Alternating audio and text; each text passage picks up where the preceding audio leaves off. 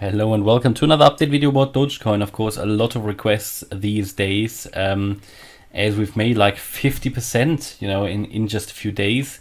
And at the moment, for me, this has still not fulfilled the requirements for a clear impulsive move. I mean, all I can give you really in these videos is probabilities and if it has fulfilled the requirements for a, let's say, a substantial breakout to the upside.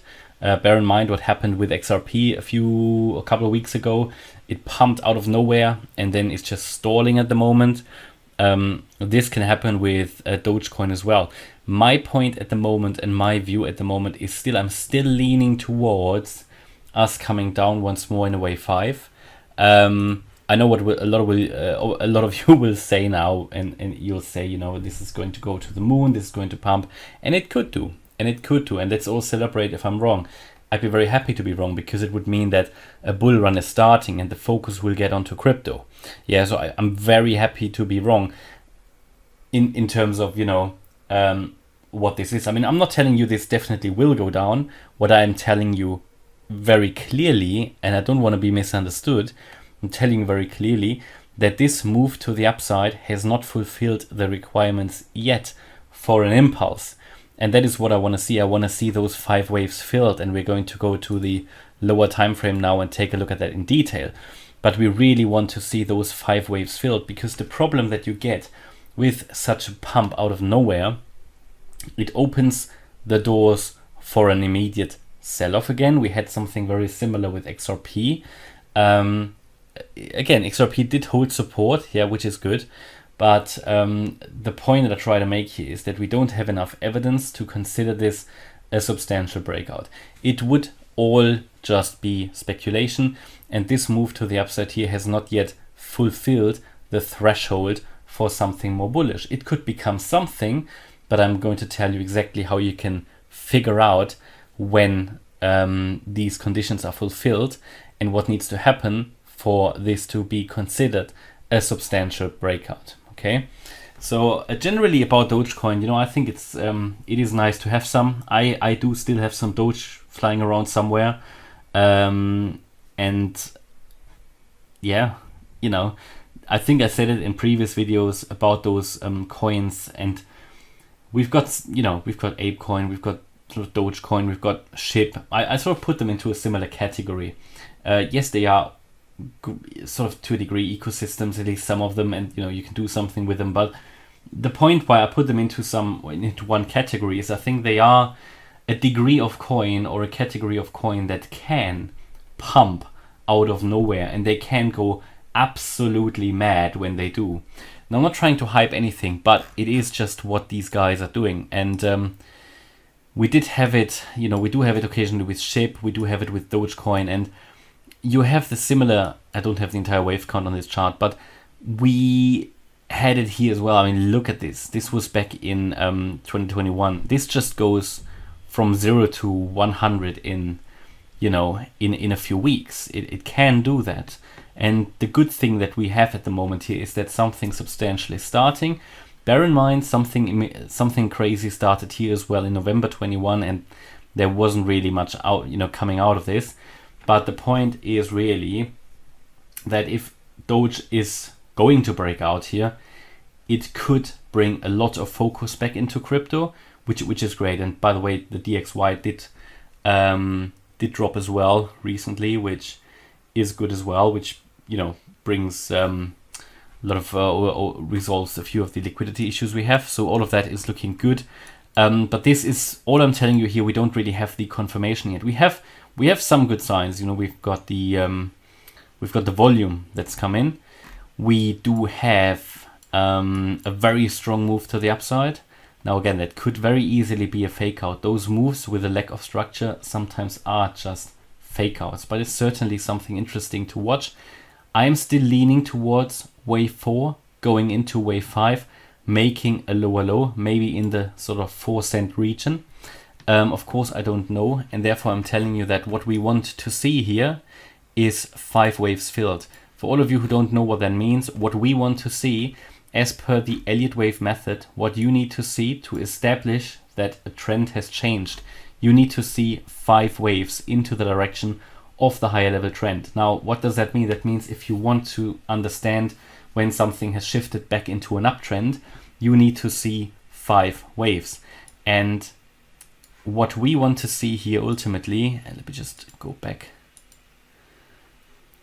From an Elliott wave point of view, you want to see this here as a wave 1, you see this as a wave 2, the complex correction ABC, and then this a wave 3. It makes sense to see this as a wave 3 because it's the most bullish wave. Now we could be doing this 4th wave. If I zoom in, you can see that.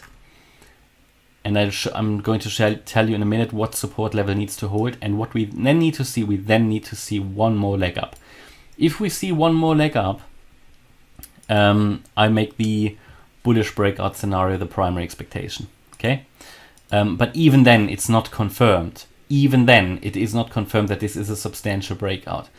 But first, let's take a look at the short-term time frame here.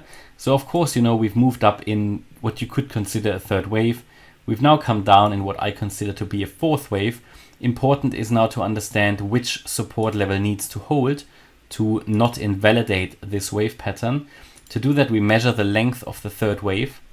Important support for these waves, I'm going to highlight for this wave 4, is here in this yellow area.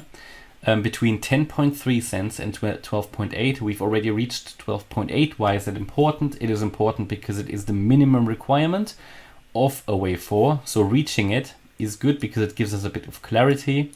What must happen now is to either go up straight away or come down lower and find support at one of these fib levels, either 11.45 or 10.32 cents. This is the support area.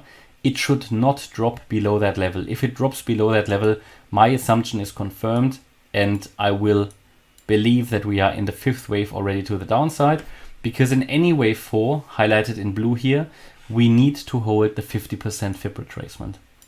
Yeah, so going lower than that 10.3 cent level would be not ideal for a further continuation to the upside. And I think if we do that, we will not see a 5th wave to the upside. So ultimately, this 5th wave is what I need to see. Okay, and confirmation that we go higher would be a break above that 15.1 cent level. Can I give you a target for the 5th wave? Not yet really, because I don't really know how low the 4th wave will go, but I would say sort of into the region 17 cents, 18 cents would not be unlikely. And how to approach this strategically? So at the moment, I think personally, just my decision, because I also own some Doge, I wouldn't buy anymore at the moment. I would now wait for clarity. I would want to see a retracement. We are massively overbought now on the RSI at around 90. Important to understand, if a bull run has really started, which I'm still skeptical about. Yeah, we are 93 on the daily, which is massive. Last time we were that overbought was at the high in April 21. Yeah, but the point is that in a bull run and a bear market, the RSI and overbought ranges operate differently. So you always need to understand that, of course, in a bull run, we are going to be longer in an overbought range. But yeah, this is sort of what now needs to happen. And then ultimately we need to see that 5th wave to the upside. Then I will make the bullish scenario the primary expectation, which doesn't mean we need to buy in straight away. No, of course not. What will happen if we see a 5th wave? We should come down in an ABC correction. And this is then ultimately what will tell us everything. Because if we then come down and retrace, and I don't really know yet where that 5th wave will end, but at the moment, let's just assume it might end around 18 cents, okay? Then in any retracement, we will need to hold in a wave 2 correction. So this would be considered a wave 1 or these 5 waves, then the wave 2 down, that needs to hold the 78.6% fib level, the 7.75 cent level, 78.6% fib at 7.75 cents. That will need to hold in a wave 2 correction. And if it doesn't, again, also here it would then make the bullish breakout unlikely, because any retracement below that level is, let's say, rather bearish. But until then, it would be considered sort of part of a bullish scenario. So to sketch out the bullish scenario further, I already showed you here what could happen. We need to see those 5 waves up. This would then be counted as a wave 1, all of this. Then there will be a wave 2 retracement, a wave 3 up, a wave 4 down, and a wave 5 up. And that is how it would cascade higher. And as each of these waves gets filled, of course, the probabilities that the low was in are going to increase. For me, it's all about this wave 2 correction. Yeah. So either we come down and the bearish scenario will work out, or we move one higher and then come down. For me, it's worth waiting for that wave 2 correction, or at least for the next retracement. Okay, that's my update about Dogecoin. Hope you liked the update. If you did, please hit the like button, leave a comment and subscribe. And if you really like the content, please check out the channel membership. Thanks a lot for watching. Bye bye.